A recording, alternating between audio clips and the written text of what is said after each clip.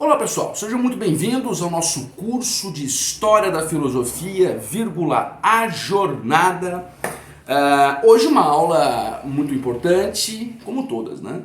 Uma aula na qual nós vamos falar sobre um período histórico importantíssimo para a filosofia, gente, tá? Eu estou aqui falando, tenho certeza que vocês já ouviram falar, né, do período helenístico, tá? Da filosofia helenística e etc. Né? Gente, eu dediquei esta aula exclusivamente para falarmos do helenismo. Tá? Não será uma aula muito longa, não será uma aula sequer longa. Tá? Mas por que eu dediquei exclusivamente esta aula para falarmos dos helenistas, ou do período helenista, tá? Melhor dizendo? Porque este período ele é fundamental, né, para novas escolas filosóficas que vão aparecer aqui nesta segunda fase, posso dizer assim, da filosofia antiga, da Idade Antiga, né, depois de Aristóteles, não é verdade? Inclusive a nossa última aula foi sobre Aristóteles, né? Quer dizer, Aristóteles, nós acabamos dedicando 2 aulas para Aristóteles, né? E agora vamos falar deste período helenista. Tá? Nesta aula eu vou, claro, abordar aqui a origem do termo, algumas características importantes do período e coisas do tipo, tá bom? Bom, gente, a você que está chegando agora aqui no nosso canal, J Literato, a você que está chegando agora no curso, peço a sua inscrição, peço encarecidamente a sua inscrição, ela é importantíssima para nós aqui, é gratuita e você vai nos ajudar muito.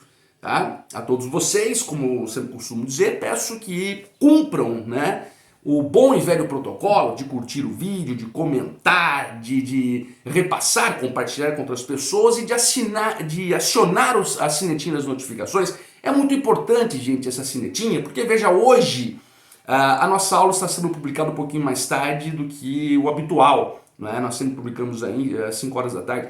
Hoje, né, foi uma correria danada, acabamos publicando um pouquinho mais tarde. Então é importante que você acione essa sinetinha para você ser comunicado prontamente ou imediatamente à publicação dos vídeos, aqui no nosso caso das aulas, tá bom? Gente, o período helenista, vamos lá. Olha, vocês certamente conhecem, né, a figura de Alexandre o Grande, né, da Macedônia, filho do rei Filipe II, Henrique da Inglaterra, muito tempo depois. Como é que a gente confunde as coisas aqui, né? Do rei Filipe II, que obviamente edificou talvez um dos maiores impérios do mundo, o Império Macedônico e tal. Não é verdade? Bom, dentre todos os territórios conquistados por Alexandre, dentre eles está a Grécia, não é verdade? Porque Macedônia é uma coisa, a Grécia é outra, né? Alexandre o Grande, que teve ainda como seu grande mentor e preceptor ninguém mais, ninguém menos que Aristóteles, hein? Eu não sei se eu disse isso nas aulas sobre Aristóteles, acho que não, mas é uma curiosidade muito importante. Aristóteles foi um grande mentor, um grande preceptor do próprio Alexandre o Grande.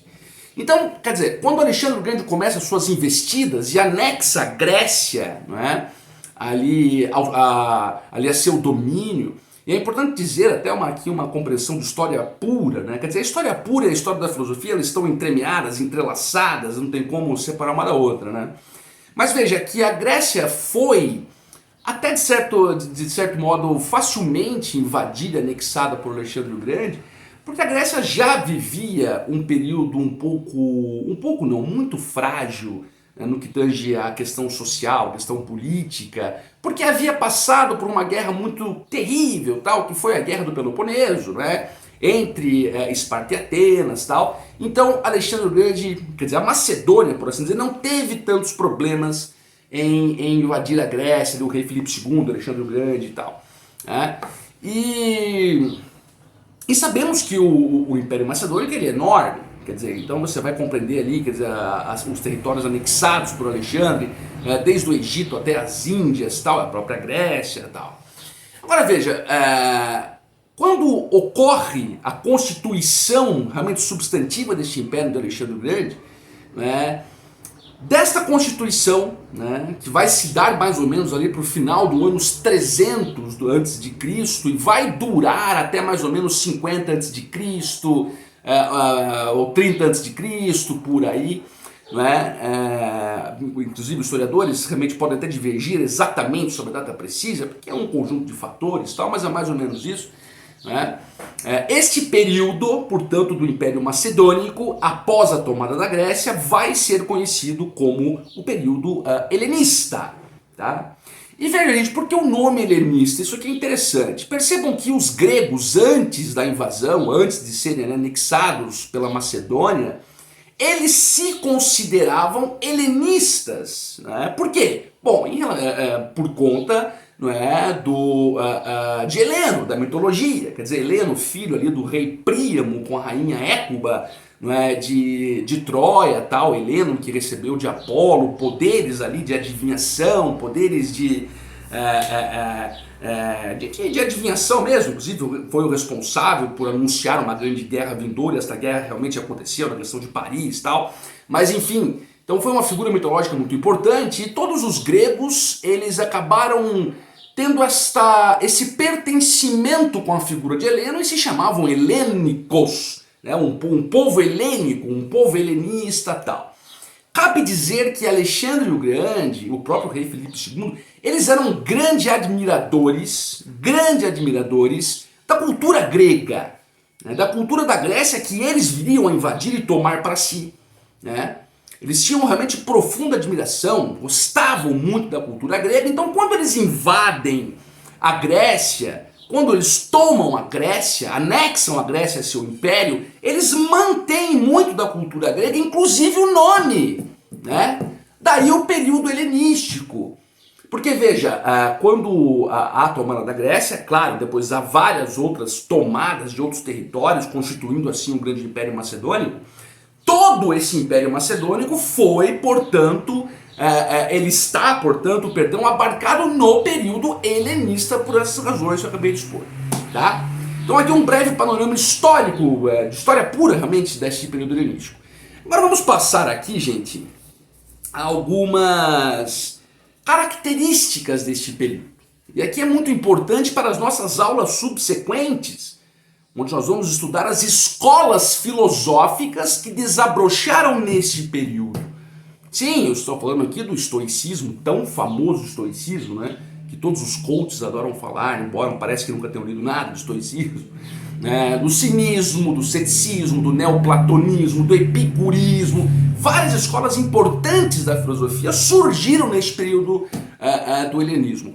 Agora vamos falar, portanto, algumas características, como disse, muito importante, um ponto muito importante desta aula. Algumas características deste período helenístico. Gente, veja, primeiro é importante dizer que, com o advento deste período helenístico, portanto, muitas barreiras culturais, religiosas, filosóficas, científicas, elas foram rompidas. Ora, mas por quê? Claro, houve uma unificação cultural, por assim dizer.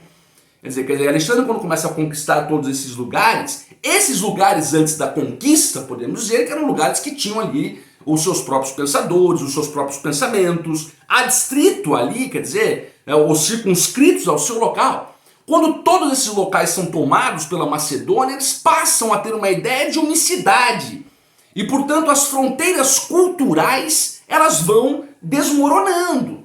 Então começa a haver uma mistura, começa a haver uma mescla de pensamentos, quer dizer, o perímetro cultural ele fica meio que único, propiciando assim esta mescla, essa mistura de pensamentos e etc. A questão da religião é muito importante nisso, quer dizer, antes você tinha, por exemplo, na Grécia, cidades-estados, não é verdade?